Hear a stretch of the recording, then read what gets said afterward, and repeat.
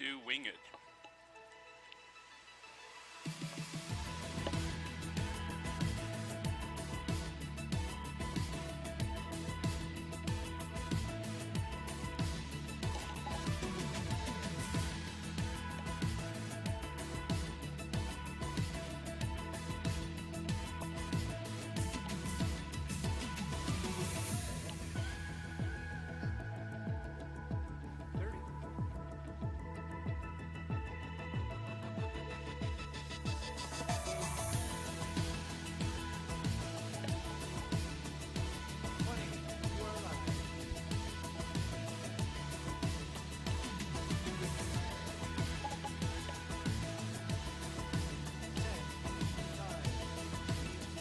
Ready, 1. 1, 2, intro, 2, 3, 4. Dissolve 1. Keys in. Oh, we're gonna sing. We're gonna worship our God. Ready, 3. So no matter what you brought into this place, man, let's give it right to Him. Intro, Let's 2, offer 3, Him our 4. best today. Ready, 3. Give our God the worship He deserves. Amen. Cut 3. Ready, 1. Oh, come on. Ready, 4. Let's Cut sing 4. Ready, 1. Verse 1, 3, 4. Cut 1. There is a sound I love Nice. to hear. It's the sound of the Savior's robe as He walks into the room where people pray. Thank you. Where we hear praise. Turn around, 3, 4. Hold that shot 3. We'll get there. Ready, That's 2. good. Ready, 2. So we choose Cut to 2. worship You today, Ready, 4. Jesus. Cut 4. Ready, 3. Give it all Cut to You. 3. Oh, come on, you know it. Listen. Verse 2, 3, 4. Ready, There 2. is a sound Maybe. I love Hang to there, hear. 3. Three It's slides the to the sound instrumental. of the 3 sides? Savior's robe as 2 He slides walks 2 sides. into the Thank room you. How many where now? people pray. One slide. Where we hear worship. Turn around, Ready, 3, 4. 4. Cut 4. Ready, 2. Maybe. Ready, 3. Cut 3. Ready, We 1. lift our faith to You today, Jesus. Ready, 1. Come on, we sing. Chorus, Cut 1. 3, 4. Awake my Nice. soul and say, 3 slides to an sing His instrumental. praise How many? aloud. 20? We sing Ready, His 3. praise aloud. Ready, 3. Oh, it's that simple. Chorus, 3, 3. 4. Awake Cut 3. my soul Ready, 4. and Oh, actually, ready, 2. sing His praise Ready, 2. aloud. We sing His praise Ready, 2. Cut 2. Ready, 1. Turn around, drums Ready, in. cut 1. Ready, 4. Hold that 3. We'll get there. Ready, 4. Cut 4. Ready, 3. Cut 3. Ready, 2. Ready, 1. Cut 1. Verse 3, 3, 4. Ready, 2. Cut 2. Nice choice there, Misha. Ready, 4. Actually, ready, 3. Cut 3. Chorus, 3, Ready, 4. 1. Hold that shot 2. Ready, 1. Ready, 2. Cut 2. Ready, 1. Ready, 1. Chorus, 3, 4. Cut 1. Hold that shot 3. Ready, 3. Cut 3. Ready, 4. Ready, 4. Cut 4. Ready, 1. Cut 1. We're going to hang here for just a second. Ready, 2. Oh, I got it loud now, didn't I? Ready, 2. Bridge 2, build. Cut 2. Ready, 4. Hold that shot 3. We'll get there. Ready, 4. Cut 4. Ready, 1. Bridge 1. Ready, 1. Cut 1. Ready, 3. Good choice, Misha. Thank you so much. Ready, 3. Cut 3. Ready, 2. Bridge 2. Ready, 2. 4. Cut 2. 6 slides until the end. Thank you. Ready, 1. Ready, 3. Cut 3. Chorus. We got. Then we're looking for Nick, right? cut 2. Correct. Ready 4. Ready 4. Cut 4. Chorus. Ready 2. Cut 2. Ready 3. Cut 3. 2. Grab Parker. Yep. Exactly. Thank you. Ready 2. Ending. Cut 2. 1. 2. Ready 1. Vamp. 2.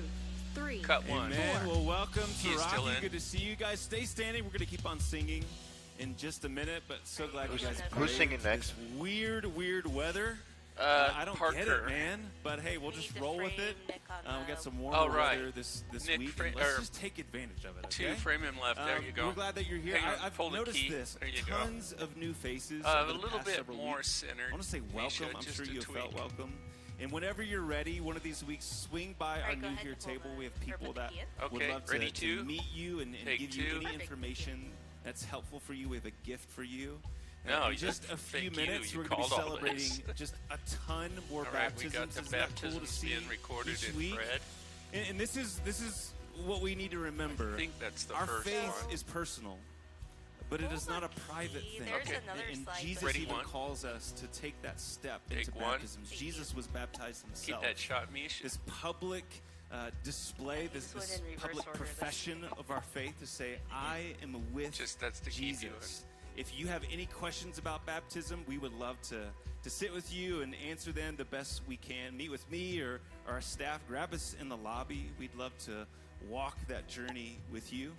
Looking forward to the next 3 weeks is Easter. All I right. cannot Ready, believe Key. Ready, Easter is 2. already Take here. 2. We're Thank you. looking Nice forward to it. framing, We Misha. have our regular service times on Sunday, but also we are adding a service time on Saturday at our Frederick campus. If that just works out better for you, it's 4 Yep. p.m. Make sure you choose one of those, and hey, invite someone to come with you. We've talked about this time and time again. There are these big holidays throughout the year that most people, if they were asked, would say they would love to Shall come. we pull it? And they would come sit with you. So I'll think leave about that those call people to in your you. life, family, friends. I don't know. Invite them, You're better at it. coworkers, to come with you. And we're going to continue to worship, Okay, now celebrate Ready, what one. God is up to. Take 1, 2, Let's sing. grab Let's sing loud. Parker. Oh, I guess you already got him. Ready 2. 1. Take cut 2. 2. And then go ahead with the key back in. Intro. I have a blank 2. slide. 3. 4. Keys in. Thank you. And then 4 slides in is when the recorded baptism happens. Okay, great. Thank you. Ready 4. Or actually, ready 3. Cut 3. Verse 1. Ready 2. 1. 3. 4. Cut 1. There was a moment when Nice. the lights Jeremy. went out, when death had So we got a mom and a daughter. the King of love had given up his life. Are we close? Yep, it starts on the next slide. Okay. Verse 2. 2. 3. 4. That's number There 2. on a cross This is number 3. Yes. 15 seconds left. where every curse was blood. Thank you. We'll come out to 1. One final breath in it, 5 seconds. Thank you. Ready 1. but not the There we go. So we're done with that, right? Pre-chorus. Yep, that's it. Softly. We're going to have to wait till they're done recording. Ready 4. Cut 4. Ready 2. Ready 2. Cut 2. Hold that shot 3. Ready 3. That actually may be it. Let's see. Yeah, I think so. Ready 3. Chorus. Cut 3. Drums in. Just another FYI on this song, I think that the drums will probably jump my focus a bit. I know, but I think. Hang on a second. Okay. Sorry, I didn't understand what you were talking about. Just the vibrations of the drum make my Oh, right. focus jump a little bit. Got it. Turn around. Hang 2. tight. Ready 2. 4. Cut 2. Ready 1. Cut 1. Ready bap. Verse 3. It's all 2. bap. 3. 4. We'll come back after 1.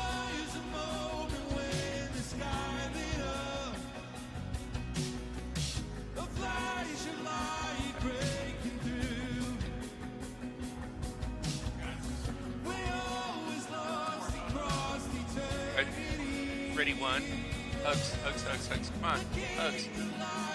Ready, one. Dissolve, one. 3, 4.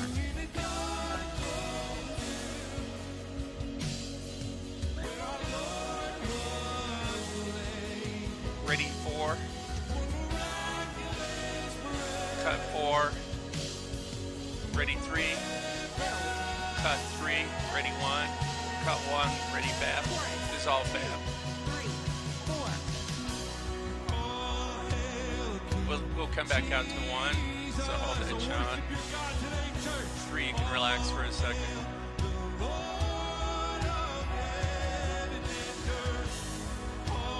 Ready, one. Ready, one. Dissolve, one. Ready, three. Chorus. 2, 3, 4. Ready, three. Cut, three. Ready, four. Cut, four. Nice. Jeremy, ready, two. Cut, two. Ready, one. Cut, one. Ready, bap. Dissolve, bap.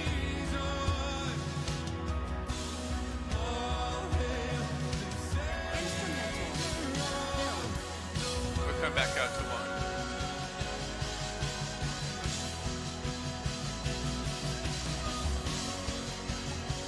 Ready, one. Dissolve, one. Ready, three. Cut, three. Ready, four. Yeah, just discounted. Ready, four. Cut, four. Ready, one. Cut, one. Ready, bap. Dissolve, bap. Refrain. 2, We'll come back out to one. 4. Refrain. Ready, one. 3, 4. Ready, one. Oh, nice. Hug. Dissolve, one. 3, 4. Ready, ready, four. Cut, four. Ready, three. Hold that shot, three. We're coming. Ready, three. Cut, three. Three is live. 4. Ready, two. Ready, one. Cut, one. Chorus. To the end. 2, Come on, 3, church, we sing. 4. Ready, four. Maybe. So right to him. Ready, four. Was this the end already? This is the end. There's 2 slides left. Okay. Ready, four. Cut, four. Ready, three. Cut, three. And then Parker's gonna come in. Ending. 2, 3, Ready, 4. one. Ready, one. Oh, we praise Cut, you, one. God. Yeah. Three is 2. free. Intro. Amen. Church, 2, I've been 3, reminded so much 4. recently that we are not defined by what we do. We are actually more defined by what Jesus did on that cross that we just sang about. So I want to challenge us Intro. today. What is 2, our response 3, to that other than 4. worship? What is our response to what Jesus did other than our song? Hang in there, Other than Jeremy. our We'll use that praise. momentarily. So come on, relax if you for know a this, I minute. want you to sing it out with all you got. Ready, Let's four. pray. Verse 1, 2, 3, 4. Actually, ready. Hang tight. Step down into dark. There's 2 slides to an instrumental. Oh, great. Three. Now two. Yep. And it's a longer instrumental, if I remember correctly. Okay. Ready, four. Let me dissolve this. Turn around. 2, Ready, four. 3, 4. Dissolve, four. Ready, three. So we choose to praise you today, God. Ready, three.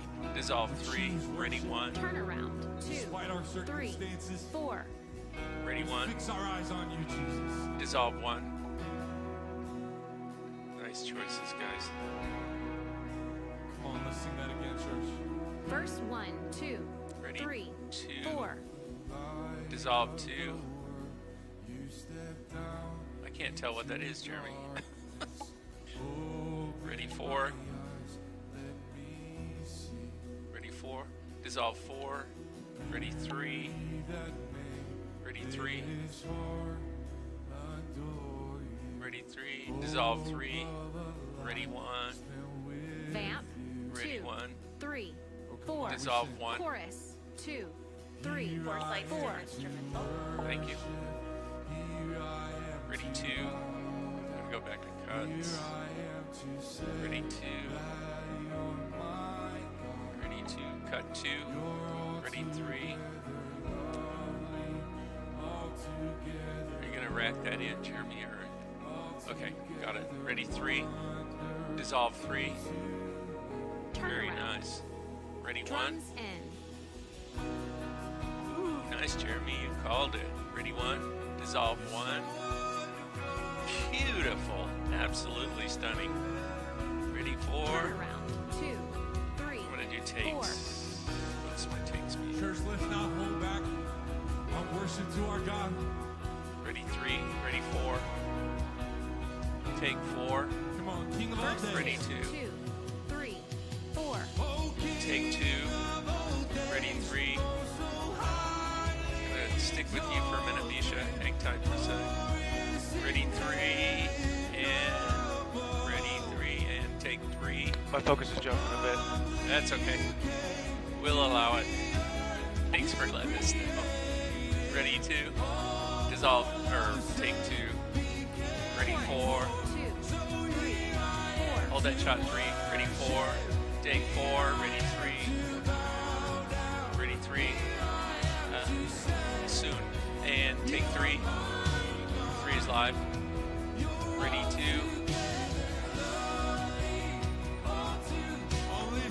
Ready 2. Take 2. 3 is free. Ready 1. Chorus. Ready 1. Take 1. Chorus like an instrumental. Thank you. Ready 2. Nice, Misha. Way to mix it up. Ready 3. Ready 3. Take 3. Beautiful. Hold that shot, Jeremy, for a sec. Ready 4. Take 4. Ready 2. Take 2. Instrumental. Ready 1. Breakdown. Ready 3. Ready 3. Take 3. Ready 4. Take 4. Ready 1. Take 1. Instrumental. 2, 3, 4. Man, church, maybe in your own words, tell them how to say, you're wonderful to me, God. Hold that, Jeremy. We'll get there. Ready 4. Bridge. Take 4. Ready 3. Softly. Take 3. Artsy fartsy. Hold that shot 3. Ah, 1 I can see you bouncing. Ready 2.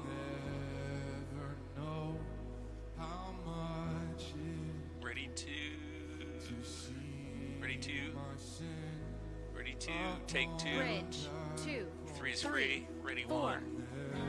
Ready 4. Take 4. Ready 1. Actually, ready 3. Ready 3. Take 3. Ready 1. Ready 1. Take 1. Ready 2. Hold that shot 3. Ready 3. Ready 3. Take 3. That's beautiful. Instrumental. Do you want a tight shot of Tony? Yeah, that'll work great. Ready 4. Take 4. Ready 1. Response to that today, church. Good call. Actually, Wes, you can just swing it over there. Instrumental. And if I don't like it, I'll holler. Ready 1. Have my worship. 2, grab me marker, please. Ready 3. Take 3. Ready 2. Take 2. 1. Hold that shot. Ready 1. Take 1. Beautiful. Beautiful. Ready 4. Ready 3. Ready 3. Take 3. 2 is free. Yeah, 2. Go ahead and stick with. Yeah, come back to. Ready 1. Or ready 4. No, ready 2. Sorry, ready 2. Take 2. Thank you, Jeremy. Nice job. Takes me a while to decide. Ready 4. Take 4. Ready 1. Ready 1. Take 1. Ready 3. Take 3. Ready 2. Ready 2. Take 2. Ready 4. Ready 3. No, ready 4. Take 4. Ready. Beautiful, Misha. Good call. Ready 1. Take 1. Ready 2. Hold that shot 3. ready 2, take 2, ready 3, ready 3, take 3. You're live 3. Beautiful, guys. I got this turned up nasty loud in here. Build. Ready 1, take 1. Ready 2, take 2. Bridge 2. Ready 3, take 3. Beautiful 2, good choice. Ready 2. Nice pan 3, keep it going. Yeah, go, just keep it going. Ready 2. There you go. Take 2, 3 is ready. Ready 1, ready 1. Take 1, hold that shot 3. Ready 3, take 3, ready 4. Hold that shot 1. Nice choice 2. Ready 4. Take 4. Ready 1. Take 1. I like. I got the drums in the background. 1. That's nice. Ready 2. Breakdown 2. Ready 2. 2. Grab Parker. Ready 2. Good choice. Chorus Take 2. 2. Beautiful. 4. 6 lights to the end. Thank you.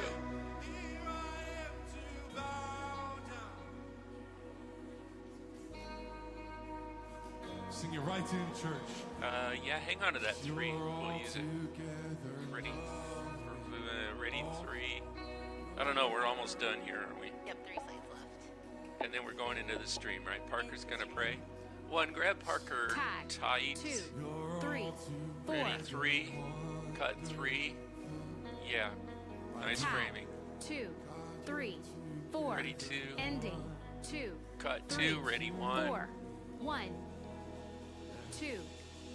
Ready 1. Vamp Cut 1. 2. 3. 4. praise you, God. Screen's coming down. Got a cue. Yep. Looks like we got a cue. Yep, he was set. Boy, nice work, Cams. That was awesome. You're close. That went Yeah, really that cool. was smooth. You've It paid the was. price that we can see Great your shots. I mean, just one right after another. face, tell you to your face how good Yeah, you are. Jeremy's a savant. Everybody did well. But We can yeah, move forward. We'll Jeremy's see it again. pretty cool up there. Ready stream. Let our response be worship. Got the screen down. Let our hearts be changed. We love you so much, Jesus. It's in We'll your see you powerful guys name that near we the end of pray the today. service. And the church said, amen. Ready Go stream stream. and go stream. Amen and amen. Go ahead and grab a seat. It's good to Beautiful see everybody this timing. morning. Wanna welcome Beautiful. in Our Niwot campus. Everybody's hanging out with us online. Back, Fred everyone. campus, how you He doing can go this get a morning? cup of Feeling coffee good? now, Bobski. I can, yeah. I think I Good, shall.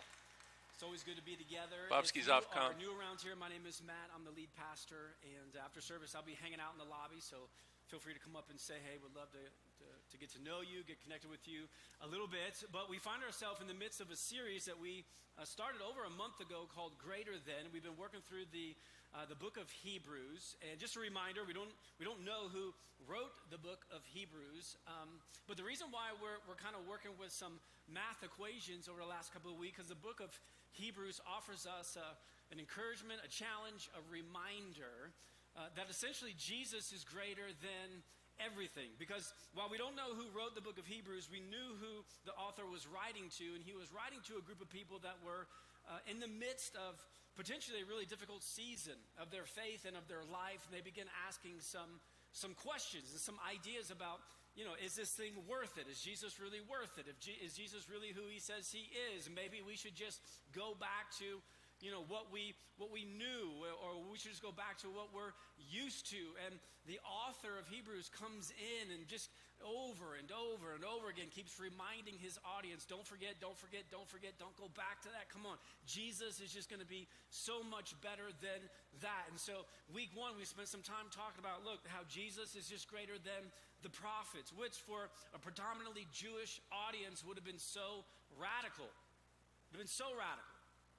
Listen, as good as the Old Testament prophets were, they were used by God. They were the they were the spokespeople for God. Listen, as good as they were and all the good they did, the author reminds them, listen, you don't need to go back to that because Jesus is greater than any Old Testament prophet. And then week two, it was that Jesus is greater than Moses. I mean, Moses was, He's the guy in the Old Testament. You couldn't get, any bigger or better than Moses. When you think about the people of God and you think about the Israelites, you think about Moses. And the author goes, look, as awesome as Moses was and all the incredible things that Moses did, you just got to know that Jesus is greater than Moses. And then week 3, we start talking about the temple a bit. And the author leans in. He goes, look, they used to need this mediator, used to need this high priest that was kind of, the in-between, for you and God and the presence of God. But because of Jesus, look, because Jesus is greater than a high priest, you don't need to go back to the high priest anymore.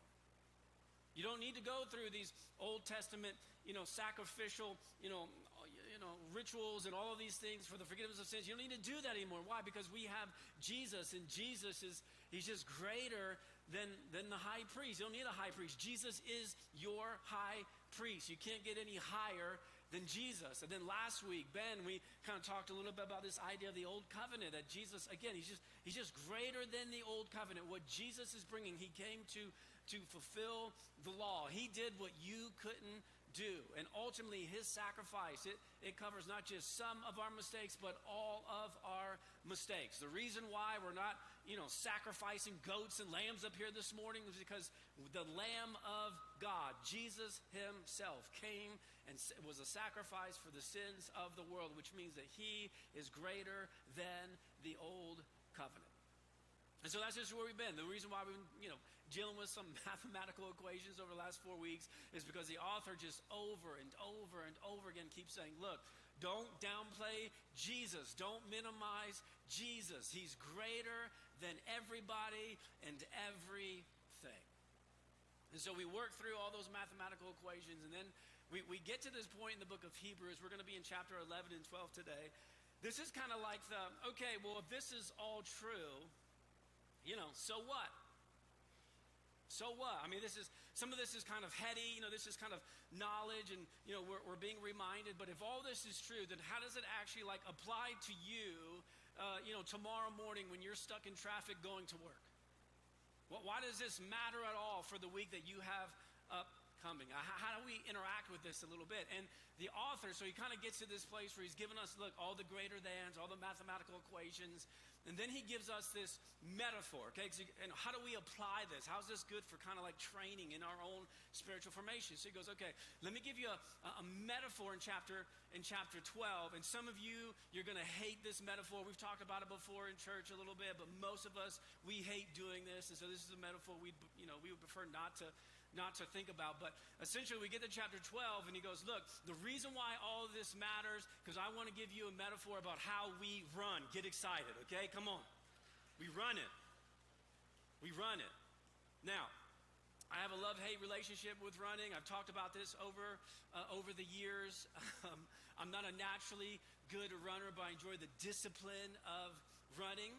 And I do think it's interesting that of all the kind of the metaphors that the author could give us, he chooses this metaphor, this idea of a race. And in a race, we run.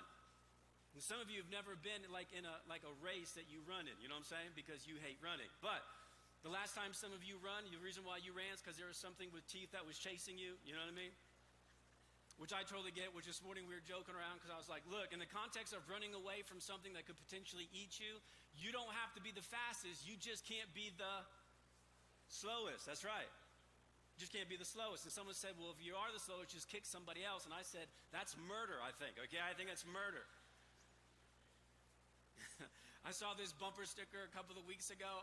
I do feel this, but I am training right now for a race, so I do feel this. I do believe this is true. But I saw this bumper sticker that said this: I run because I really like cake. When you run, you are burning some more calories. You potentially can do some and eat some things that potentially you shouldn't be eating. But this is really interesting. The author gives us this metaphor of running, and when he's talking about this race, you get the idea he's not talking about a 100-meter dash or something. He's talking about a marathon.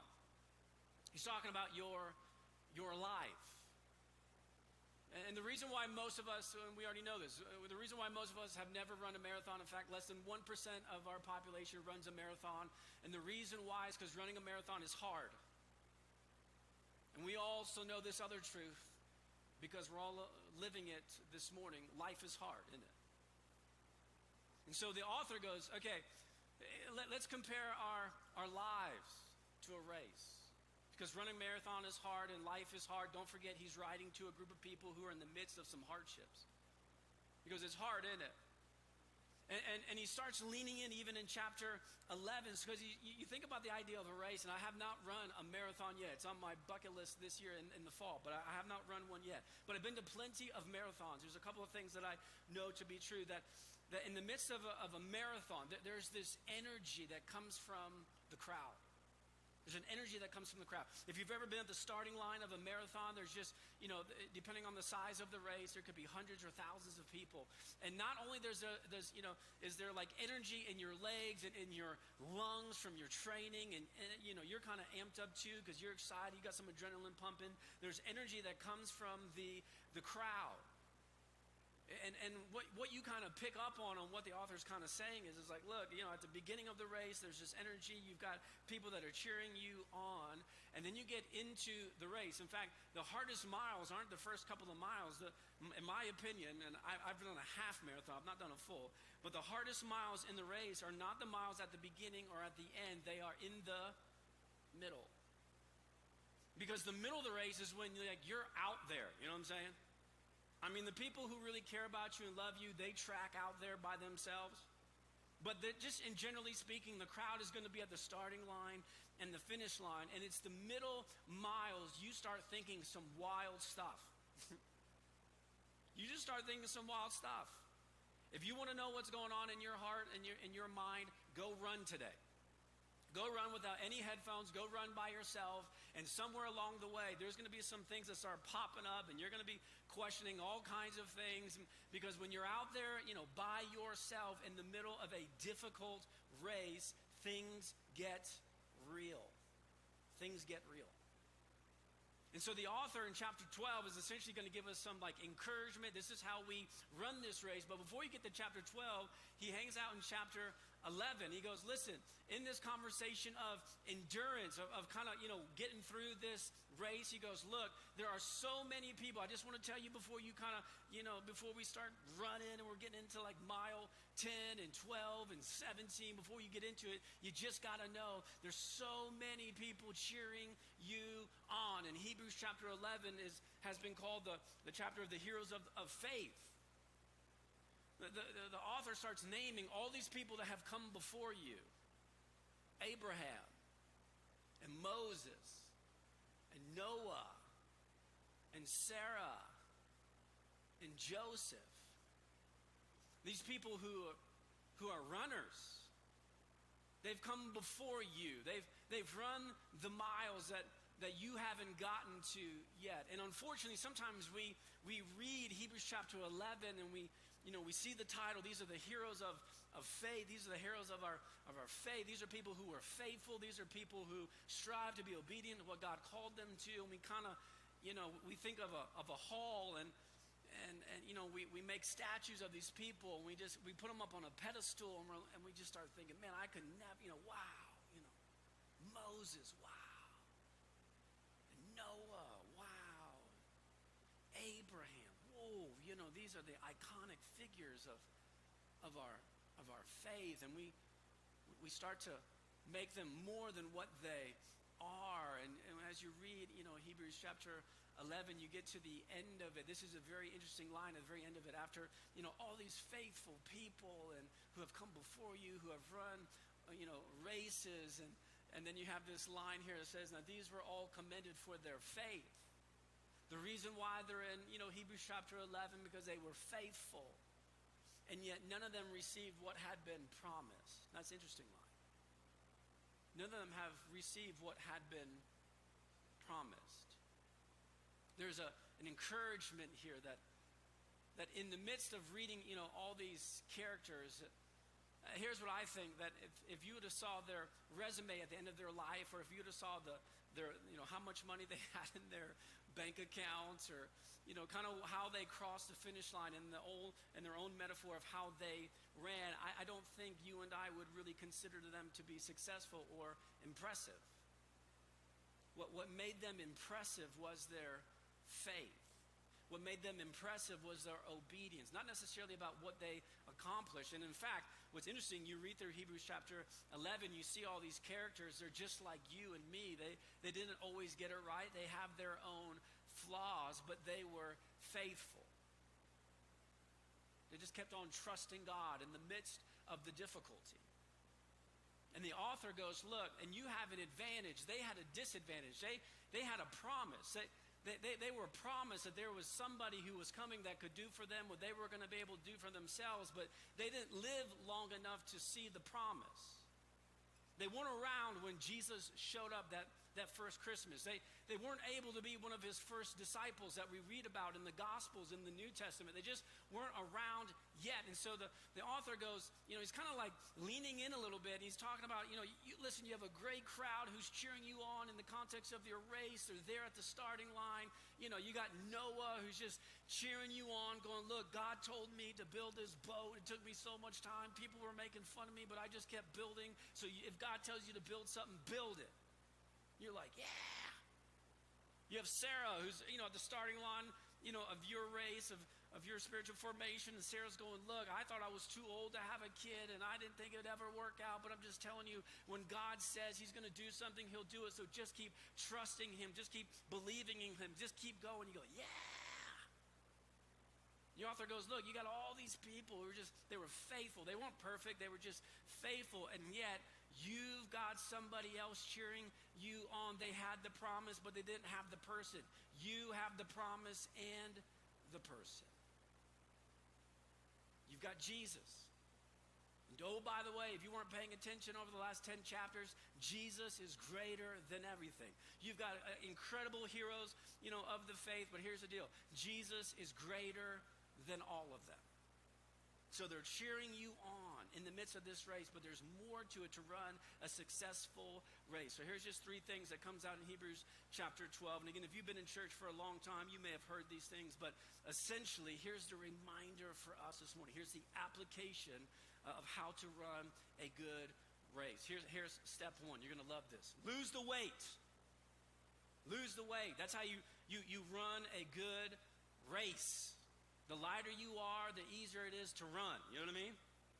Lose the weight. Now look what the author says here. Hebrews chapter 12, starting in verse 1. He says, look, therefore, you got these people cheering you on. You're going to run this race. So therefore, since we are surrounded by such a great cloud of witnesses, they're just cheering you on. Come on, you got it, you got it. Let us throw off everything that hinders in the sin that also so easily entangles.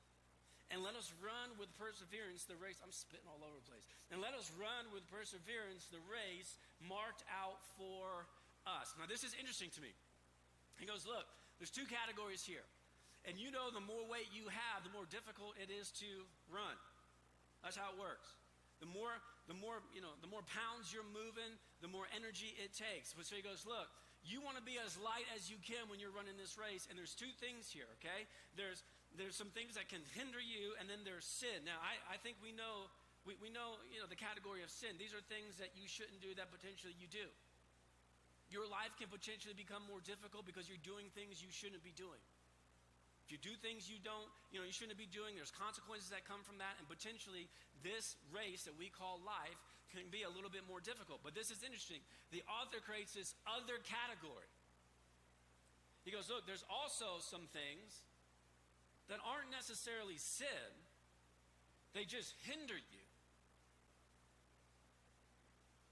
In other words, there's some things that you can take on, and when you get into the meaning of what this word is here, it's like taking on extra weight. It's like you're going for a run, but you're putting on a weighted vest. You want to make it harder, and the author's going, why would you do that? Why would you carry unnecessary weight? And you could say, well, it's not sin. And he go, yeah, well, it's not sin, but it's also not smart.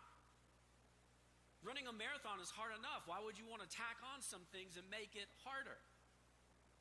To give you just some kind of image, like the reason why you've never seen what I'm about to show you is because it's not wise. It's not wrong. It's not wise. Why would you do it?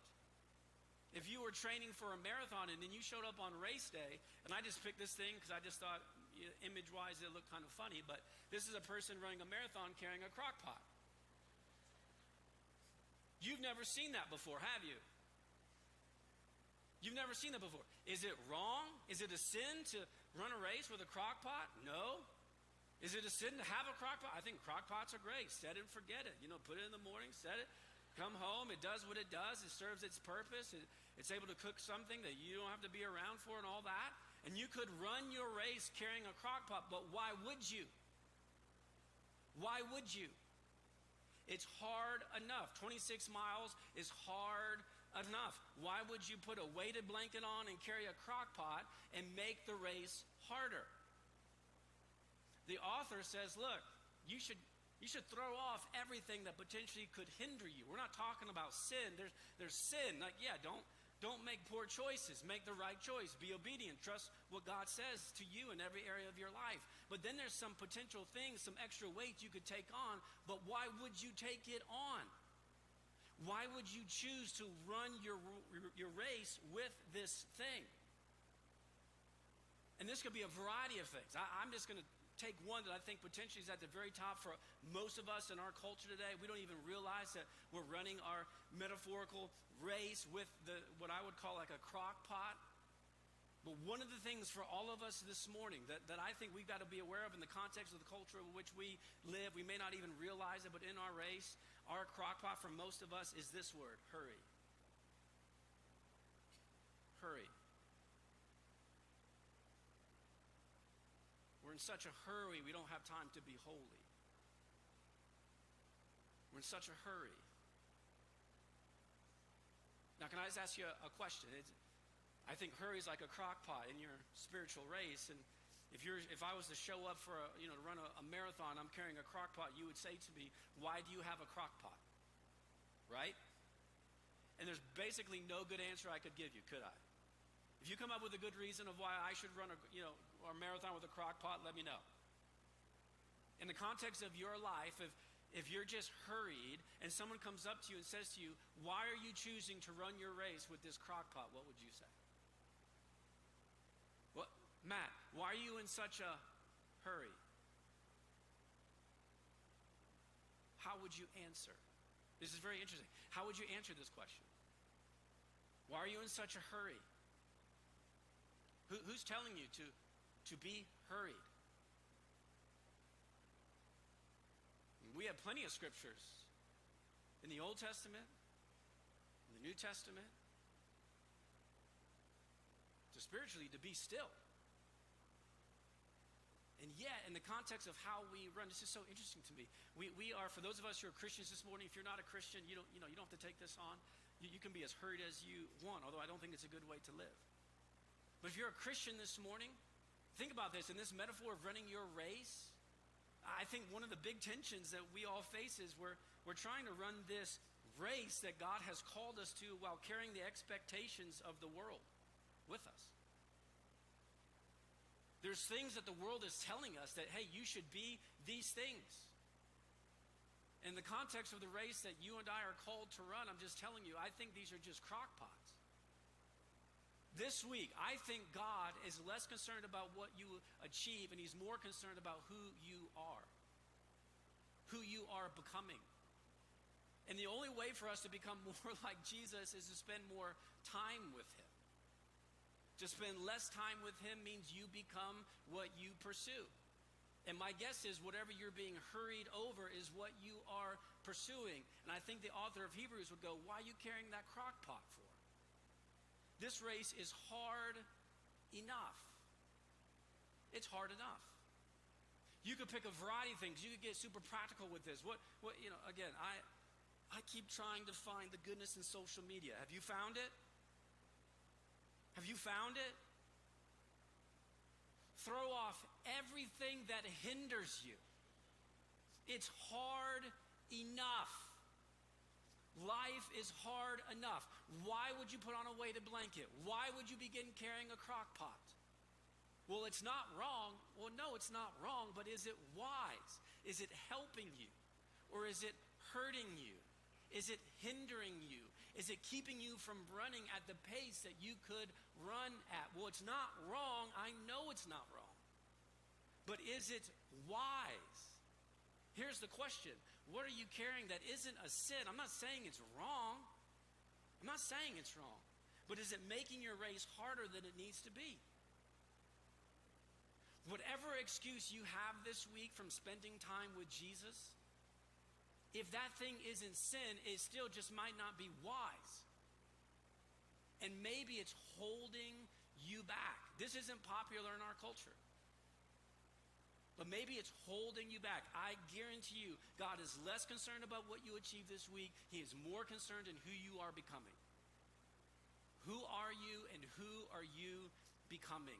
Why would you tackle on things that will hold you back from running the race that God has called you to run? Is it wise? Is it wise? And some of us are running with extra weight. Why? Why? Throw it off. Lose the weight. Well, the world says I should carry this. Forget the world. What good is it to gain the whole world and lose your soul? I was hanging out with Ben Foote a couple weeks ago. We were talking about an upcoming series. He's got this quote from this, theologian back in the day who essentially said the goal of his life is to preach the gospel, die, and be forgotten. That sounds harsh, doesn't it? When you and I are long gone, the world will forget our name. What is the most important thing this week? In the context of your own spiritual formation, the race that you're running in life, what are you holding on to that at the end of your life won't matter? It just won't matter. And I'm just telling you, at the end of your life, they're not going to be talking about your achievements. They're going to be telling stories about who you are. Who are you and who are you becoming? Anything that is holding you back from becoming like your Savior, you should get rid of it. The race is hard enough. That's step one. Step two, fix your eyes. Now, I'm not talking about like if you need glasses like me, okay? That's what I'm talking about. When we talk about fix your eyes, we're talking about what are you looking at. Here's what the author says. Look at this. Okay, so once you lose the weight, once you get rid of the hindrances, you stop making poor choices, and here's what you do. You're lighter now. Now I want you to, fixing your eyes on Jesus, who's the pioneer and perfecter of your faith. Come on, what are we looking at? Think of it like this. There's a phrase that's called target fascination. Have you ever heard of this before? Target fascination.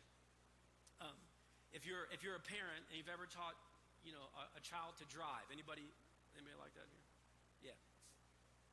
My 15-year-old just got her permit last week, and so yesterday we're in the Niwot parking lot, and she was driving for the very first time, and she did a great job. Nora did a great job, by the way. She's in service. She did a great job. I was very, very proud of her. We didn't run into buildings or curbs or any other cars. Okay, she did a great job.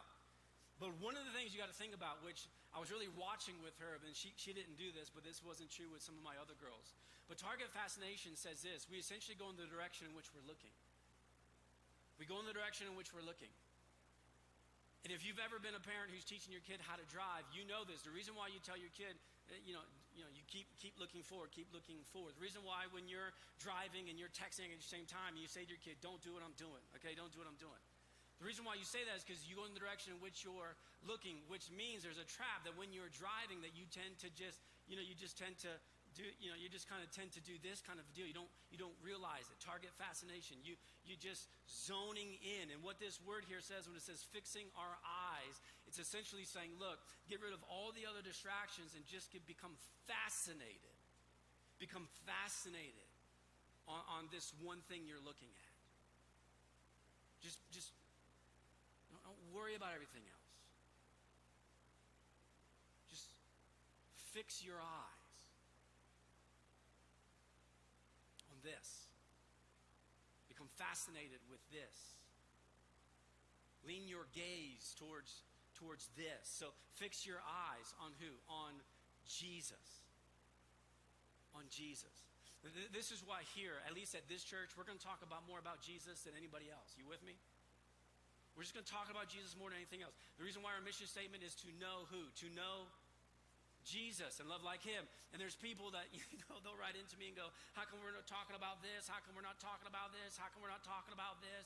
How come we're not talking about this? Here's why. Because when we're running our race, that's not the this we've been told to fix our eyes on. I'm fixated on this. Why? Well, he's the pioneer and perfecter of faith. If whatever it is you want us to fix our eyes on is the pioneer and perfecter of our faith, then we can talk about it. But there is nothing. The author of Hebrews just gave us 10 chapters and said, is there anything greater than Jesus? No. Pick. What do you want? Someone raises their hand. What about Moses? No. What about the temple? What about the high priest? What do you got to say about that? No. What about the old covenant? No. What about those prophets? They did some. No. Pick. Well, Matt, what about this? No. What are you saying? You saying that Moses wasn't a good guy? It's not what I'm saying. I'm saying he's not greater than Jesus. Matt, what are you saying? This topic here isn't important? It's not what I'm saying. It's just not greater than Jesus. In the context, the reason why the author is spending all this time going, look, I'm just telling you, Jesus is better. He's greater than anything and anybody, is because in the context of your race, this is who has gone before you. This is who has run the race perfectly. In fact, he set up the racetrack. This word in the Greek is trailblazer. There was no path before. He made the path. The path that you're running, he had his machete out and he was just chopping stuff down. He's already been where you are, and he ran it perfectly. So we fix our eyes on who? Him. He's the pioneer of our faith. Without Jesus, there is no faith. Who do we fix our eyes on? Him. Why? Because he was perfect. If he wasn't perfect, we'd have no faith. If he wasn't perfect, he couldn't offer salvation, for any of us. Come on, what's the most important thing? What are we going to be fascinated with? Him.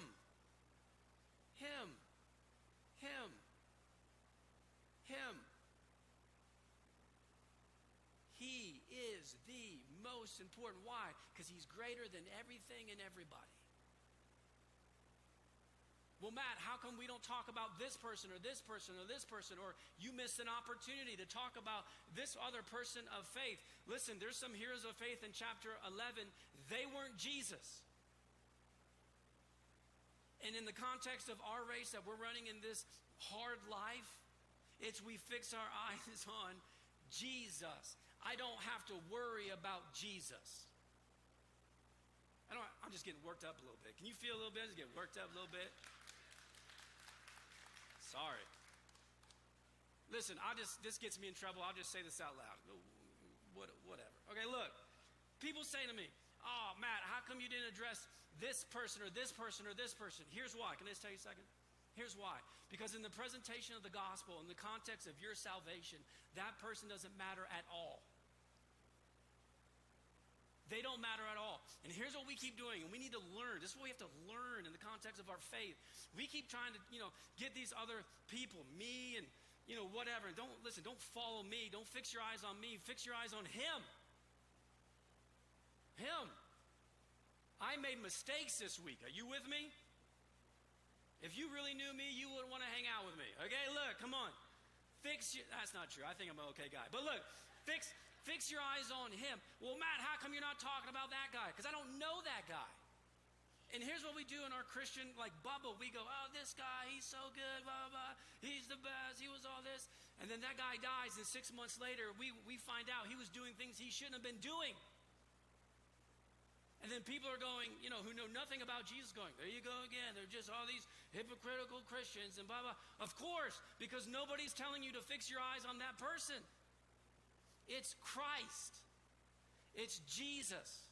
It's always been and always will be. Jesus. We follow him. We follow him. I preach the gospel and then I die. Forget about me. Forget about me. It's not about me. It's not about you. It's about him. Him. Getting sweaty up here. Okay, look, step 3. Look, lose the weight. Fix your eyes. Come on, he's Jesus. Come on, just look at him. Look at him. He's amazing. He's our pioneer. He's our perfecter. Nobody has run it better. He created the whole course. Look at this. You remember the joy. This is humbling. This is where we're humble this morning. Look at the verse. For the joy set before him, he, talking about Jesus, he endured. Think about his race. Think about his difficult miles. For the joy. So the difficult miles, our Savior was joyful. Think about that. For the joy set before him, he endured the cross, scorning its shame, and he sat down at the right hand of the throne of God. This is kind of the, this is kind of like the power move here, like it is done. It's complete. It's finished. For the joy set before him, he endured the cross. So here's the thought this morning. In a couple of weeks, we're going to celebrate Easter. Well, what's the author saying? Matt, what's the author saying? That Jesus was joyful? The act of crucifixion is joyful. He was being nailed to a cross and he was laughing with joy. He was being mocked and he thought it was funny. His closest friends abandoned him when he needed them the most. He had joy.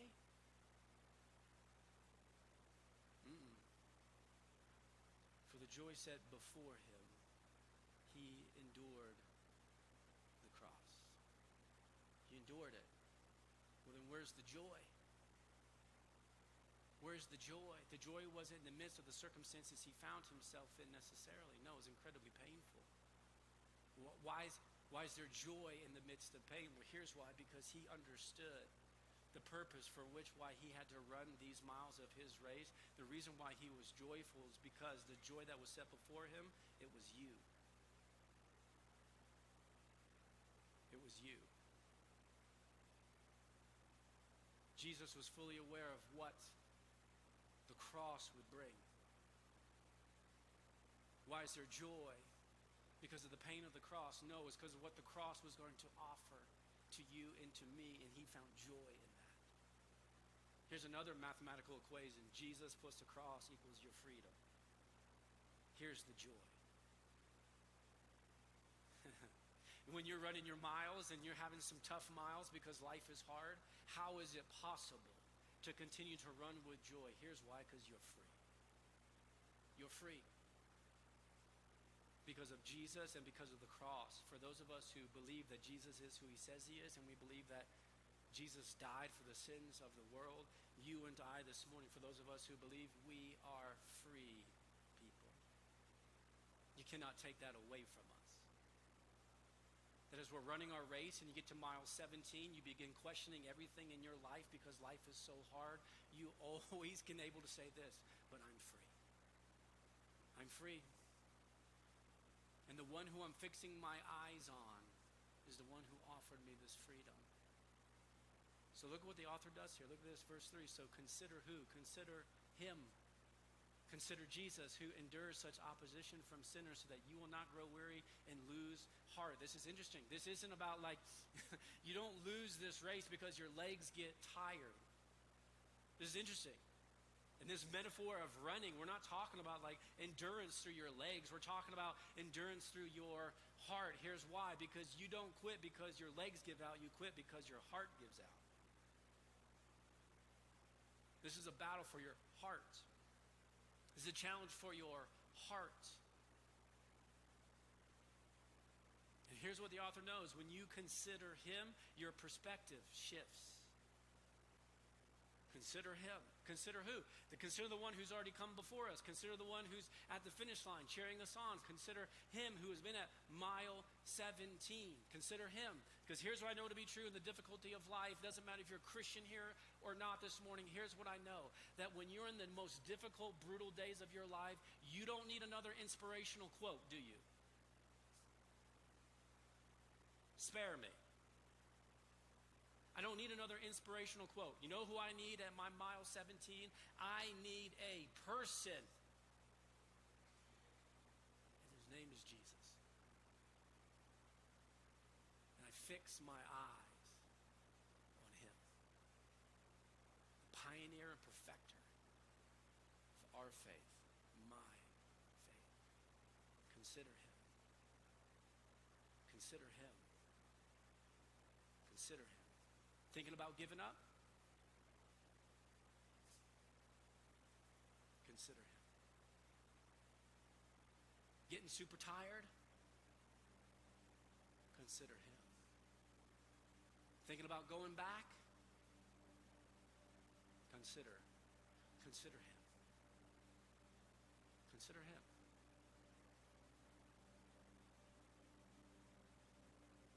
What's the application to the book of Hebrews? Look, doesn't get any better than Jesus. So keep your eyes and consider him as you run. Getting tired? He understands. Is it getting difficult? He knows. Been there, done that. But consider him. Consider him. Spend some more time with him. Talk with him. Be with him. Consider. We're just under 3 minutes Both behind. campuses, band's going to come out. We're going to sing one more song. Cool. In the midst of it, They I just want to started take playing the practice. song over in You have your communion package. Fred. Go ahead and take those out. This is a practical way that we all do this as a church together. You didn't know this, but you're running this week. You know that? What is it about this headset? Yeah, you're running. So let's get ready. You know what I'm saying?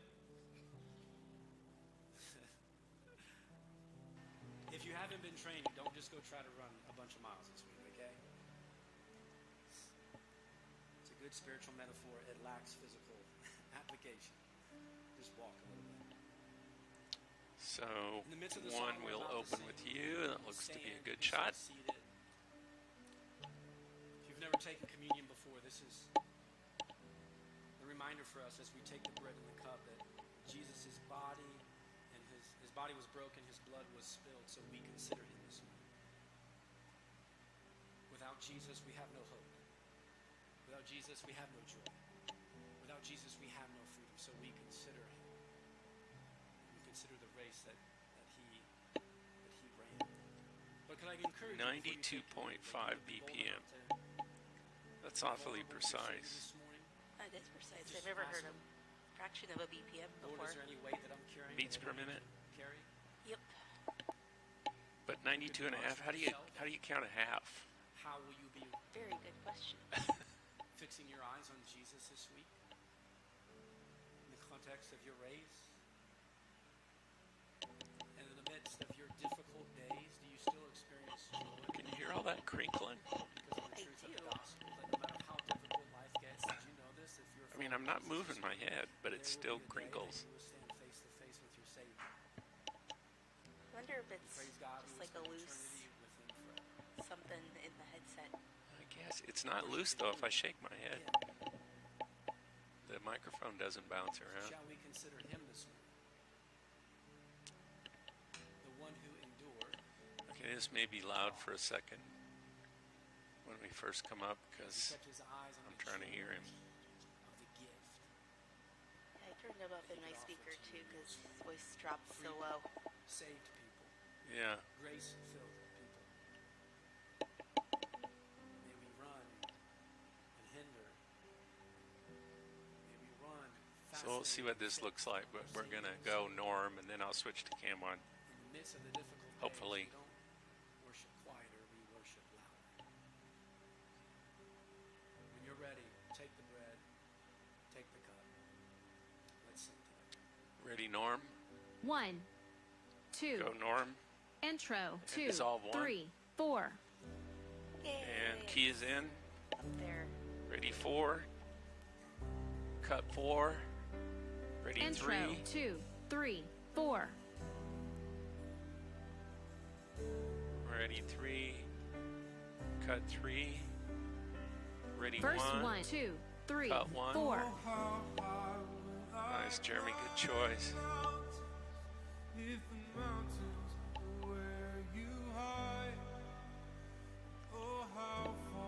yeah, look, we got the center screen. Woohoo! Ready for Verse 2, 3, 4. Maybe.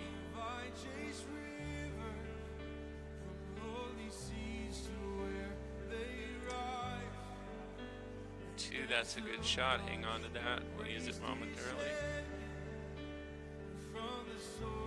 Ready 4. Pre-chorus Ready 1, 4. Dissolve 3, 4. 4. Ready 3. Ready 3. Dissolve 3. Don't tell them I'm doing dissolves here. I'll get fired. Ready 2. Ready 2. Chorus. Drums in. Dissolve 2. Ready 1. Oh. Thanks, Jeremy. Sorry I didn't catch that. Ready 1. Let's start doing takes. Ready 1. Take 1. Ready 4. Ready 3. Actually, ready 2. Hold that shot 3. Hold that reset 3. Ready 2. Take 2. Ready 3. Here we go. Ready 3. Take 3. Thank you.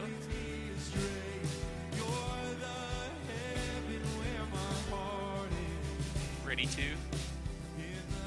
Turn around. Ready 2. 3, 4. Take 2. Ready 1. Ready 1. Take 1. Ready 4. Verse 3, 3, 4. We're gonna hang on to that shot for a second. Hold that 3. We'll get there. 2. We'll get there as well. Ready 3. Ready 3. Take 3. Ready 2. Ready 2. Verse Take 4, 2. 3, Ready 4. Take 4. Ready 1. Nice choice. 2. Ready 1. Take 1. Ready 3. Ready 3. Ready Pre-chorus 3. 2. Take 3. Breakdown. Ready 2. Take 2. Ready 4. Take 4. Ready 1. Take 1. Hold that shot 3. We'll see what it looks like. Chorus 2, 3, Ready 4. 3. Take 3. Ready 2. Take 2. Well, we gave you 4 beats, Jeremy. Ready 4. Or at 62.5 beats per minute. So figure that out. Ready 4. Take 4. Ready 1. That'll work 1. Thank you. Nice, Misha. Good cover. That's awesome. Ready 3. Take 3. Ready 1.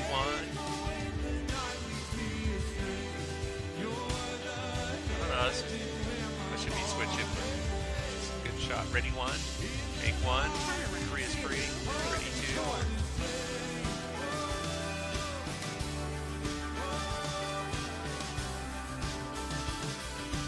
Bridge 2. Ready 1. Take 1.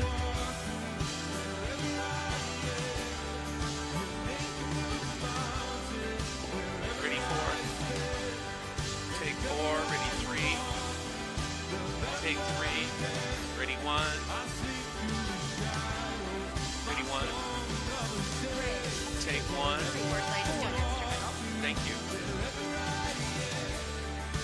Ready 2. Actually, ready 3. Take 3. Ready 1.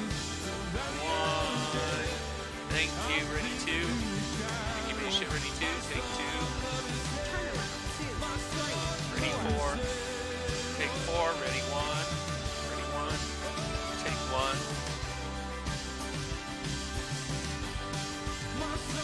Ready 3. Ready 3. Take 3. Ready 4. Take 4. Ready 1. Pre-chorus 3. Breakdown. Take 1. Nice. Come the pastures we call grace. Ready 3. A mighty Maybe. river flowing upwards from a deep but empty grave. Chorus Praise 2, Ready God. 3. 3, 4. Take 3. So I will Ready, praise 2. you on Take the 2. mountain. Sing it to Ready, him. 4. I will Take praise 4. you Ready, 1. on the mountains in my way. Ready, 1. Take 1. Where my feet are. So I will praise you in the valleys, all the same. Force lights to the end. Thank you. Ready, 2. Take 2. Ready, 3. Take 3. Ready, 1.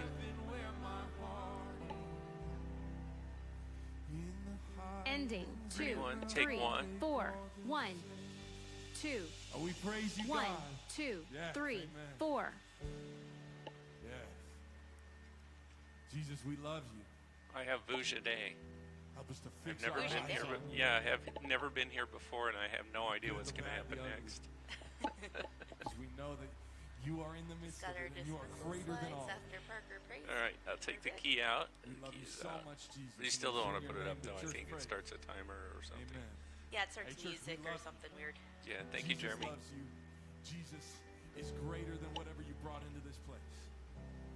We'll see y'all next week. CG's prepped. And dissolve CG. Oh, that looks weird on the middle screen.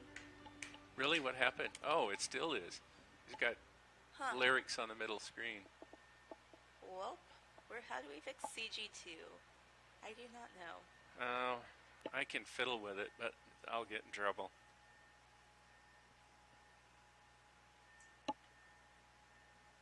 CG2 lyric bar is live. Yeah, it's weird because the slide itself is fine. The problem is the one in the middle has an overlay for some reason. One more thing for James to look at. Let's see, can I go? I could put the see you later in there. No, I think it's okay. I just You think think, it's okay? they should maybe on the first Right. click, like that should be just this blank mountain slide as well. We'll see if we can fix it in between.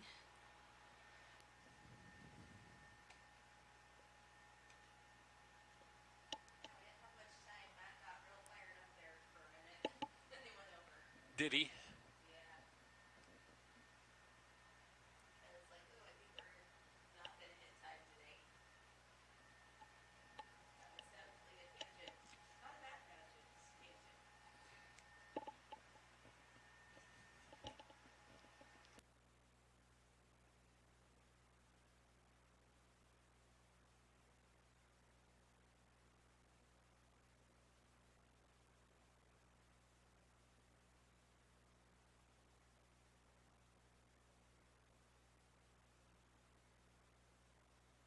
I'm gonna switch this around the other side and see what happens. No, same.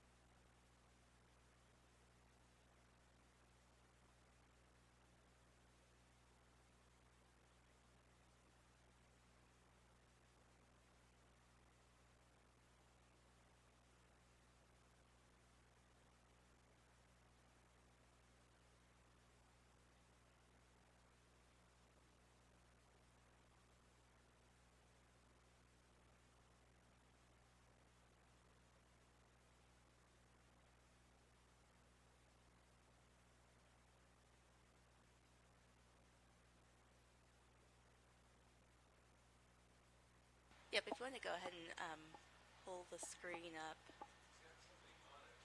I'll reset it here.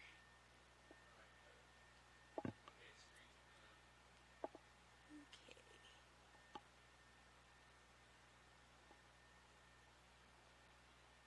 Yeah, we've got people coming in for the next service, so don't want it saying see you later.